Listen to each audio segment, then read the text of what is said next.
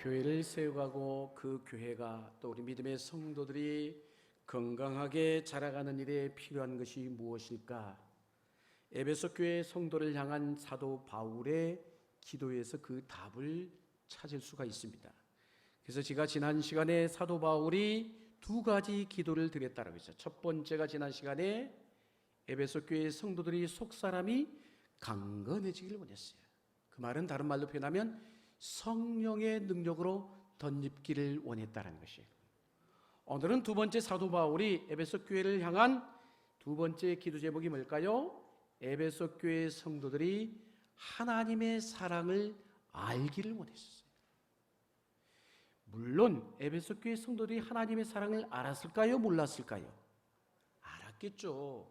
교회를 다니고 말씀을 듣고 하나님을 찬양하고 예배하는데 어떻게 하나님의 사랑을 모를 수 있겠어요? 그러나 그 머리로만 아는 사랑을, 니들이 알고 있는 사랑의 알의 차원을 이제는 뛰어넘어서 그 사랑을 온 몸으로 경험하기를 원한 것이에요. 할렐루야. 그래서 우리가 하나님을 안다라고 할 때 이 안다라는 말은 하나님의 사랑을 안다라는 말하고 똑같은 말인 거예요. 뭘 안다고요? 하나님이 우리를 사랑하시고 하나님이 나를 사랑하신 그 사랑을 안다라는 거예요. 그게 하나님을 아는 것이에요. 오늘 이 시간을 통해서 그 하나님의 사랑을 깊이 아는 은혜가 있게 되기를 주의 이름으로 축원합니다. 왜냐? 그 하나님의 사랑을 깨닫지 못하면 절대로 결코 우리는 하나님을 믿는 그리스도인이 될 수가 없어요. 어떻게 하나님을 사랑을 모르면서 이 자리에 우리가 앉아 있을 수 있겠어요? 말도 안 되잖아요, 여러분. 그런데 이 사랑이라는 것은 매우 인격적이고 매우 개인적인 것이에요. 그래서 우리가 잘 아는 요한복음 3장 16절에 하나님의 사랑에 대해서 이처럼 표현하고 있죠. 같이 한번 읽겠습니다. 시작.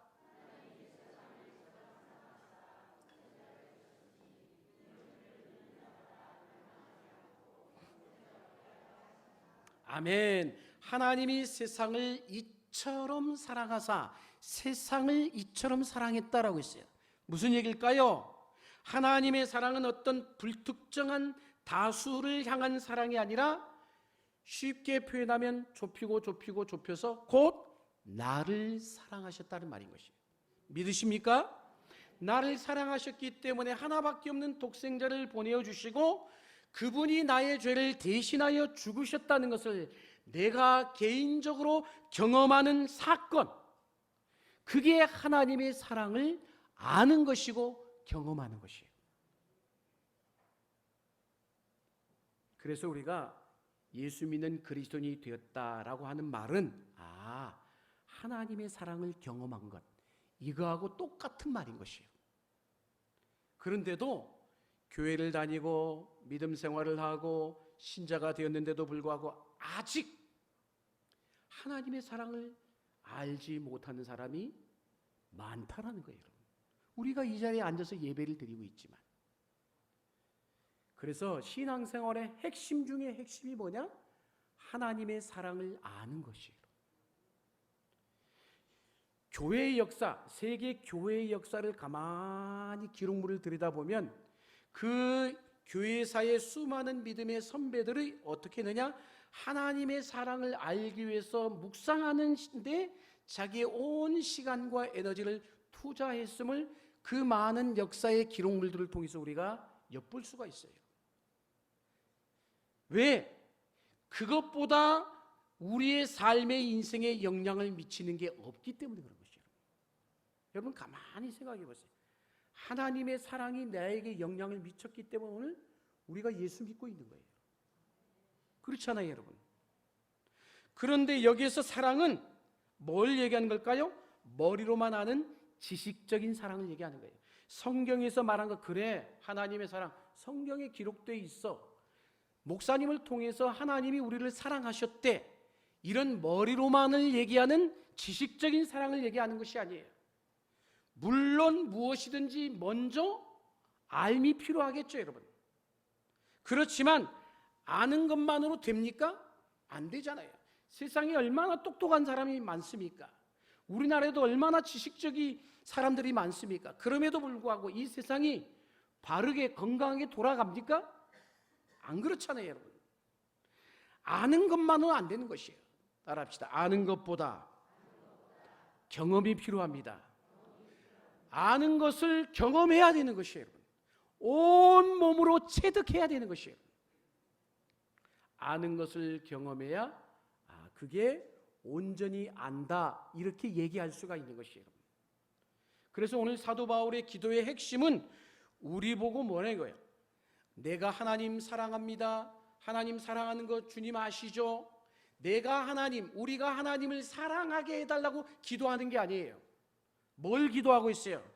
하나님이 나를 사랑하신 것, 그 사랑을 위해서 어떻게 사랑하셨는지, 하나밖에 없는 독생자를 보내시고 그분이 온갖 멸시와 천대와 수치를 다 받으시고 십자가에 죽기까지 사랑하신 그 십자가 사랑을 알게 해달라고 기도하는 거예요. 어쩌면 목회자인 저도 여러분들이 평생 신앙생활 하면서 우리 믿음의 성도들이 이 사랑을 알게 하여 주옵소서. 제 기도 제목하고 똑같은지도 몰라요. 여러분, 그래서 우리가 하나님을 사랑한 것보다 하나님이 우리를 사랑하신 것을 아는 게 훨씬 더 중요하다는 것이에요. 하나님이 왜 우리를 먼저 사랑하셨기 때문인 것이에요. 바울이 강조하고 싶은 게 뭐냐? 그래서 하나님의 사랑을 깊이, 기왕이면 깊이 체험하게 해달라는 것이에요. 저 또한 여러분들이 하나님의 사랑을 기왕 신앙생활하는 것 깊이 체험하기를 주의 이름으로 축복합니다. 그런데 우리가 알기를 원하잖아요. 하나님 알기를 원합니다. 하나님 만나기를 원합니다. 하나님 말씀하여 주옵소서. 신앙생활에 우리가 노력하고 예배하고 찬송하고 기도하고 봉사하고 헌신하지만 우리의 노력은 어때요? 한계가 있어요.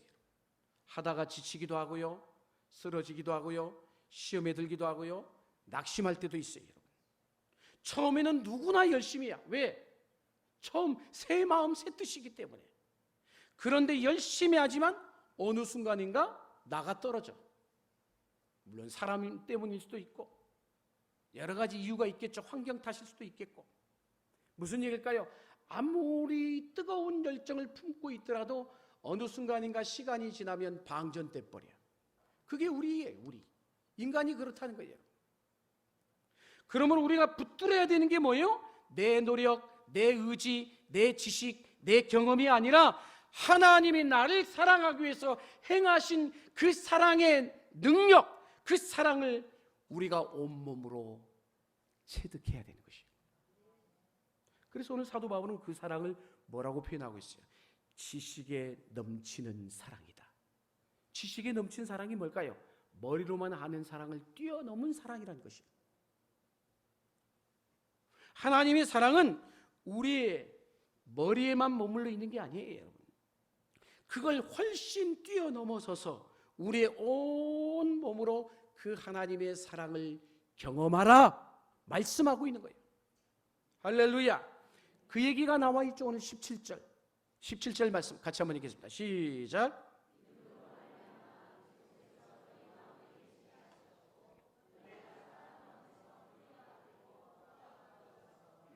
아멘. 그렇습니다. 사랑이라는 게 진짜 하나님을 아는 사랑을 경험하고 내 몸으로 체득하는 게 뭐예요? 오늘 말씀처럼 사랑 가운데서 뿌리가 박히고 터가 굳어져야 그 사랑이 온전하게 세움을 입을 수가 있는 것이에요. 그 온몸으로 하나님을 곧 사랑을 경험하는 것이죠. 그렇게 하나님을 온몸으로 경험하는 자만이 믿음의 뿌리를 깊이 내리게 돼 있어요. 가만히 제가 목회하면서 우리 성도들의 신앙생활하는 모습들을 보면은 어떤 사람은 믿음의 뿌리를 깊이 내려요. 그런데 어떤 사람은 사랑의 그 믿음의 뿌리를 내리지 못해요. 그냥 왔다 갔다 하다가 신앙생활에서 어떤 분은 또 시간이 되면 떠나버린 자들이 있어요. 왜 그럴까요? 하나님의 사랑을 내 몸으로 경험하지 못하기 때문인 것이에요. 사랑하는 여러분, 그래서 오늘 사도 바울은 하나님이 우리를 얼마나 사랑하신가를 에베소 교회 성도들이 알았으면 좋겠다라는 거예요. 그 마음으로 지금 기도하고 있는 거예요. 바울은 그런데 그 하나님의 사랑의 차원을 오늘 말씀에 아주 다양하게 표현하고 있어요. 하나의 단어로만 표현한 게 아니에요. 다양하게. 19절의 말씀이죠. 19절 말씀 같이 한번 읽겠습니다. 시작. 그 너비와 길이와 높이와 깊이가 어떠함을 깨달아 하나님의 모든 충만하신 것으로 너에게 충만하게 하시기를 구하노라. 아멘. 저 말이 뭘까요? 하나님의 사랑은 측정할 수가 없다는 거예요. 너비와 길이와 높이와 깊이가 어떠함을 깨달아. 무슨 얘기일까요? 측량 불가하다는 거예요. 왜? 하나님의 사랑은 측정할 수 없을까요? 우리 인간의 사랑과 다르기 때문인 것이에요. 같지가 않아요, 여러분. 세상의 어떤 것과 비교하거나 측정할 수 없는 게 하나님이 날 향한 사랑인 것이에요. 이 세상을 향한 사랑인 것이에요. 여러분, 부모님이 나를 향한 사랑도 측정하기 어려워요, 쉬워요? 어렵죠. 그러니까 하늘보다 높다라고 하잖아요. 부모의 사랑도 여러분 너무너무 큰 거죠. 그런데도 부모의 사랑은 오늘 뭐라고 했어요? 그 부모의 사랑조차도 하나님의 사랑의 모방에 불과한 것이다라고 얘기하는 것이에요. 하나님의 사랑은 비교급 정도가 아니에요. 하나님의 사랑은, 따라합시다. 하나님의 사랑은 무한하신 사랑입니다. 그러니까 비교급 정도가 아니죠, 여러분. 자, 그런데 오늘 바울의 사랑, 오늘 하나님이 우리를 향한 사랑을 많은 표현을 하고 있어요. 다양한 표현을 하는데 그 첫 번째 표현이 뭘까요? 사랑의 너비를 언급하고 있어요. 그 너비라는 게 뭘 의미하는 걸까요? 하나님의 사랑은 그만큼 넓고도 넓다는 것이에요. 무슨 말일까요? 표현하자면 이거예요. 옹졸하지 않다는 거예요. 편협되지 않다는 것이에요. 그런데 우리 인간은 어때요? 사랑한다라고 하는데 편협되어 있어. 자기 마음에 드는 사람만, 자기하고 뜻이 맞는 사람만, 자기 혈연과 지연에 이렇게 국한되어 있는 사람만. 우리 인간은 항상 그렇게 선을 그어놔요. 우리의 사랑이 그렇잖아요, 여러분. 얼마나 옹졸한지, 얼마나 편협되어 있는지. 그러니 그 사랑이 사랑이겠어요? 진정한 사랑일 수가 없죠. 편견이 있기 때문에, 늘 색안경을 끼고 있기 때문에. 그러나 하나님의 사랑은 폭이 넓다라는 거예요. 측량할 수 없다라는 거예요.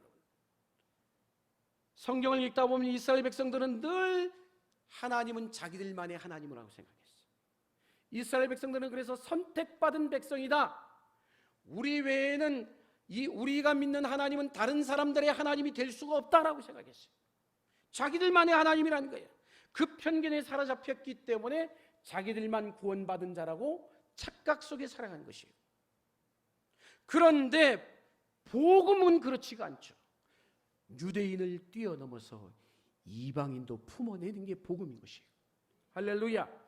복음 안에 들어가면, 복음이 충만해지면 도저히 사랑할 수 없는 원수까지도 사랑하게 하는 것, 그게 복음인 것이에요. 할렐루야. 사도 바울은 자신을 이렇게 표현하고 있죠. 나는 히브리인 중에 히브리인이다. 자신은 완전히 뼛속 깊이 유대인이라는 거예요, 그 말은. 그런데 그런 유대인이었던 사도 바울이 다메섹 도상에서 예수 그리스도를 만나자 그 또한 유대인에게서만이 그들의 뛰어넘지 못했던 사도 바울이 이방인에게까지도 눈을 돌리게 되잖아요. 아, 예수님만이 우리만을 위해서 죽으신 게 아니구나. 모든 사람들을 위해서 죽으신 것이구나. 확실하게 분명하게 알게 된 것이에요. 여러분, 국가주의, 애국주의, 혈통주의, 민족주의, 지역주의를 벗어나서 사도 바울은 그래서 부활하신 예수님을 만나고 나서 자기들만의 하나님이라고 생각했는데 그 예수님을 만나고 나니까 인류 전체를 향한 하나님의 사랑을 전하는 이방인 사도가 되었던 거예요. 누가 참 이스라엘일까요? 예수를 믿기만 하면, 방금 우리가 읽었던 요한복음 3장 16절에 뭐라고요? 누구든지라는 거예요. 누구든지 참 이스라엘의 백성이 되는 줄로 믿습니다. 이제 모든 것을 그래서 가르는 기준은 딱 하나밖에 없는 거예요. 뭐예요? 예수 그리스도를 믿느냐 믿지 않느냐. 예수 그리스도가 기준인 것이에요. 할렐루야. 마지막 날 천국에 들어가실 때 우리 주님이 우리에게 물으시는 질문도 단 하나예요. 어린 양 예수 그리스도를 믿느냐 믿지 않느냐. 그 어린 양 예수 그리스도 이름을 붙들었느냐 붙들지 아니하느냐. 붙든 자는 말씀의 표현처럼 누구든지 천국에 넉넉히 들어가게 되는 줄로 믿습니다. 두 번째로 사도 바울은 사랑을 이렇게 표현하고 있어요. 사랑의 길이를 이야기하고 있어요. 그 말은 뭘까요? 하나님의 사랑은 내가 이 땅에 태어나기도 전에 하나님의 사랑은 이미 시작됐다는 거예요. 그래서 하나님의 사랑을 표현할 때 성경에 뭐라고 해요? 장세전, 만세전 이렇게 얘기하잖아요. 즉 내가 하나님을 알기도 전에 먼저 하나님이 나를 사랑하셨다라는 말인 것이에요. 할렐루야. 그런데 그 사랑은 성경에서 뭐라고까지 얘기하느냐? 영원 전부터 영원까지. 우리 팔을 가지고도 이 영원 전부터 영원까지를 잴 수 있어요? 예전에 제가 부임한 지 얼마 안 돼가지고 첫 번 부흥회를 오셨던 목사님, 그 목사님이 하나님의 사랑을 이야기하면서 영원을 설명하는데 칠판을 몇 바퀴를 돈지 모르겠습니다. 그래도 영혼을 표현할 길이 없다는 거예요. 선을 긋는데 계속 도우시는 거예요. 생각이 나시는지 모르겠어요. 그게 영혼인 거예요, 여러분. 그래서 예레미야 31장 3절에 그 영혼에 대해서 이렇게 얘기하죠. 같이 한번 읽겠습니다. 시작.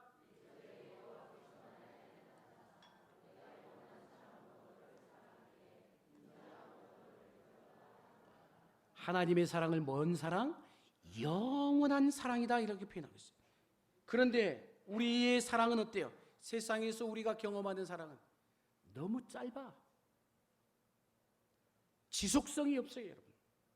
감정에 따라서, 환경에 따라서, 형편에 따라서 그렇잖아요. 여러분 예를 들면 일로 만난 사람, 일 통해서 주고받는 사랑 어떻게 될 것 같아요? 일이 끝나고 나면 사랑도 끝나는 거예요. 그게 이 세상의 사랑인 것이에요. 대부분의 우리들이 하는 사랑은 어떤 사랑이요? 주고받는 사랑이에요. 그렇잖아요, 여러분. 그런데 주고받는 사랑이다 보니까 이 주고받는 것에 문제가 생기면 사랑도 그때 끝인 거예요, 여러분. 그게 우리들이 하는 사랑인 것이에요. 한때의 사랑 누구나 할 수 있어요. 그렇지만 우리의 사랑은 지속하기가 어렵다는 거예요. 드물어요, 드물어요. 좋을 때는 간쓸게도 다 빼어줄 수 있을 것 같아. 그렇잖아요. 그런데 어느 순간 돌변해. 그게 우리 인간이 하는 사랑인 것이에요, 여러분. 인간의 마음은 시시각각 조속으로 변합니다. 변심과 배반의 역사는 그래서 우리 인간의 사랑은 믿을 수가 없는 것이구나라는 것을 입증하는 거예요, 여러분. 그렇잖아요, 여러분. 사랑하고 있으면서도 우리가 그러잖아요. 부부지간에도 사랑하고 있으면서도 여자들이 대부분 어때요? 당신 나 사랑해 안 사랑해? 꼭 물어보잖아요. 왜? 불안하니까. 확인하고 싶은 거예요, 여러분. 이유는 뭘까요? 그 사랑이 언제 끝날지 모르기 때문에 그런 것이에요, 여러분. 알고 보면 그래요, 여러분. 사랑의 감정이라는 것은 믿을 수가 없어요, 여러분. 사랑한다라고 하지만 안 그렇잖아요, 여러분. 흔히 우리가 결혼식에서 가장 중요한 부분 중에 하나가 뭐예요? 남녀가 서로에게 서약을 하잖아요. 내가 평생 당신을 사랑하겠습니다. 서약을 하는 이유가 뭐예요? 그 사랑을 지키기 위해서 서약하는 거잖아요. 근데 지켜져요, 안 지켜져요? 저도 못 지켜요. 근데 그 서약이 언제 깨질지 모른단 말이에요, 여러분. 그게 우리네 사랑인 것이에요. 그런데 하나님의 사랑은 다르다는 것이에요. 끝이 없어요, 끝이. 하나님은 우리를 사랑하시되 왜 끝이 없을까요? 당신이 말씀하신 이 언약, 약속의 말씀, 사람의 말이 아니에요. 이 말은 변함이 없어. 과거에도 이루어졌고 지금도 이루어가고 계시고 앞으로도 영원히 성취될 변함이 없는, 변치 않는 능력의 생명의 진리의 말씀, 그 언약의 말씀 안에서 우리를 사랑하시기 때문에 결코 변함이 없고 깨트려짐이 없다는 것이에요. 그래서 사도 요한은 요한복음에서 십자가에 못 박히시기 전에 예수님의 사랑을 이렇게 표현했어요. 예수께서 제자들을 사랑하시되 끝까지 사랑하시니라. 할렐루야. 그렇습니다. 한 번 주님께서 사랑하기로 작정하신 이 사람은 결코 포기하는 법이 없다는 거예요. 하나님과 우리 사이에 그 어떤 것도 끼어들지 못하는 거예요. 하나님의 사랑은 어제나 오늘이나 영원토록 동일하십니다.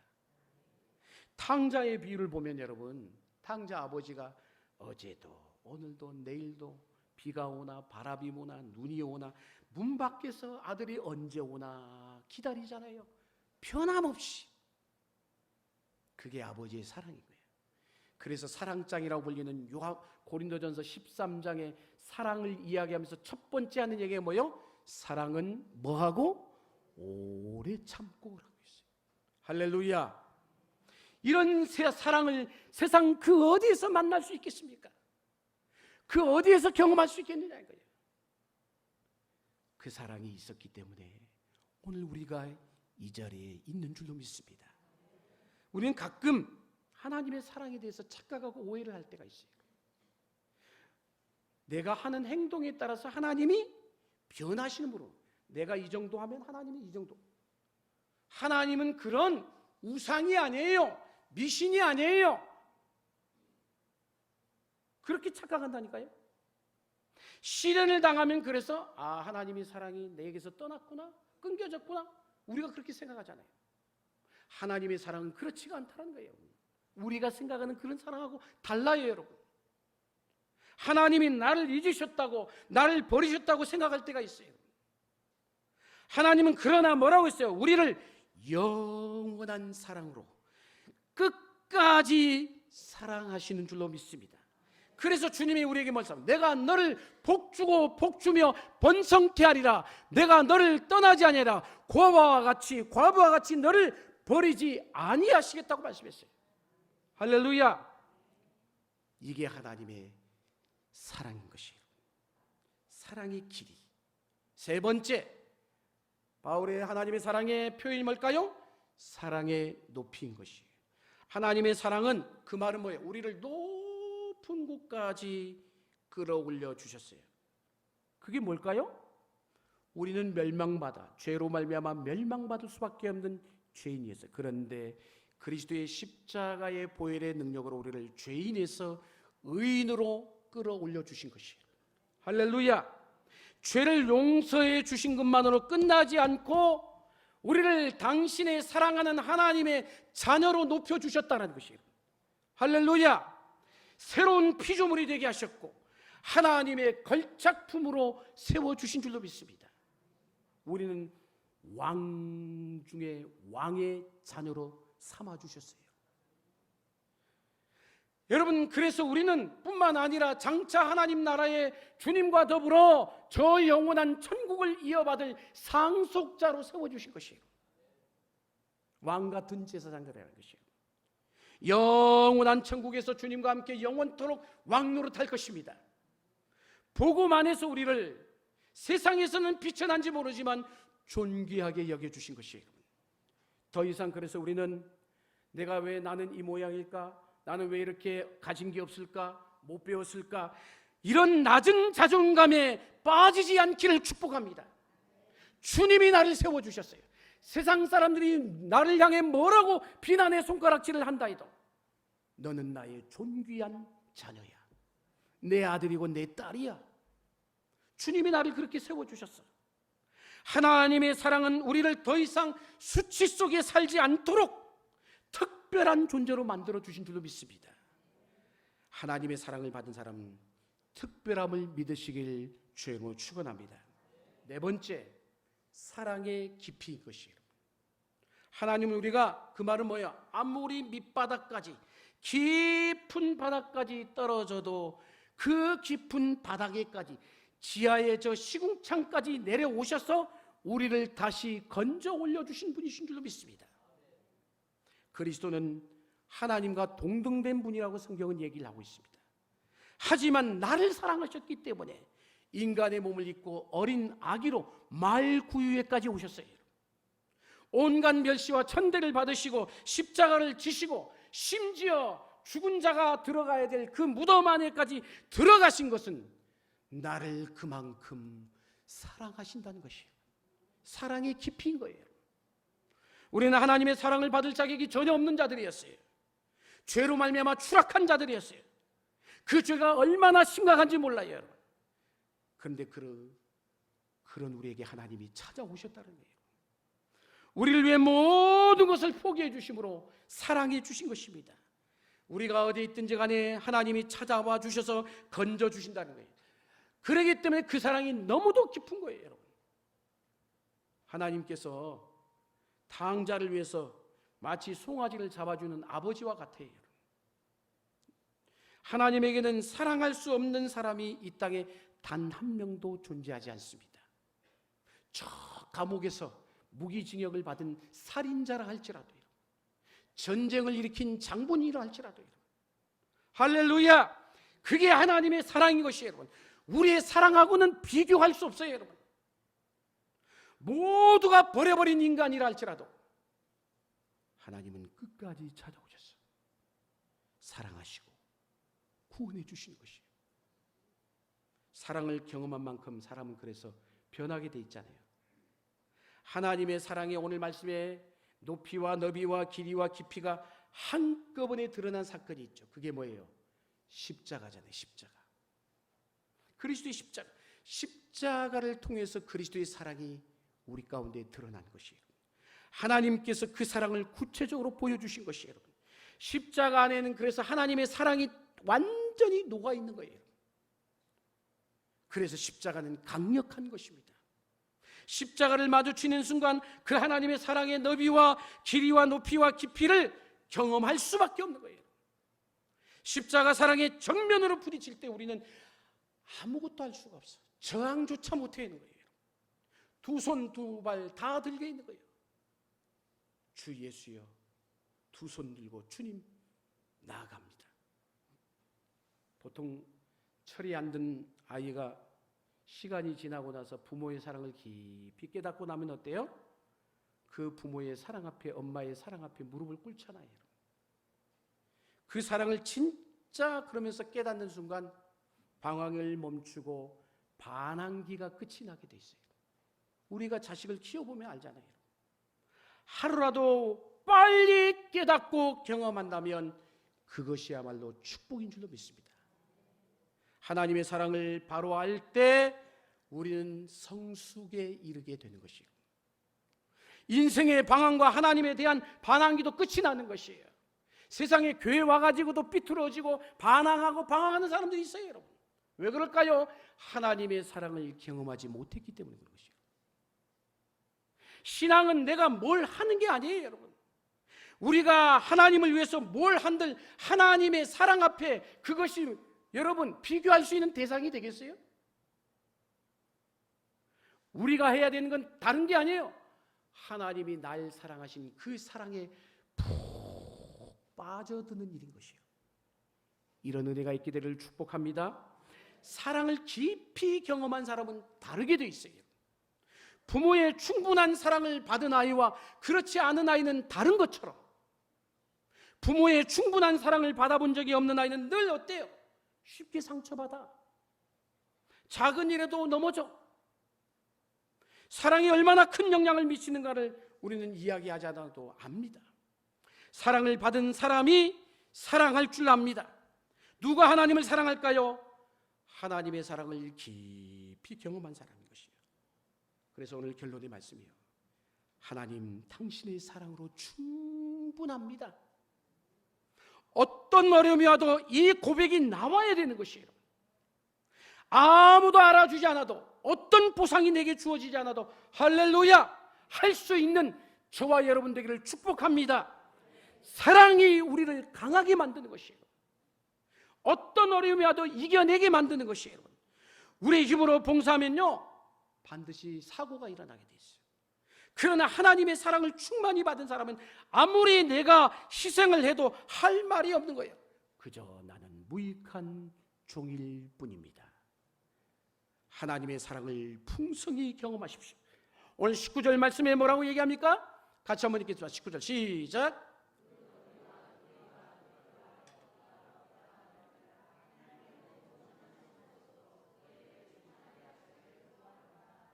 아멘. 우리는 어느 때보다 풍요한 시대를 살아가고 있어요.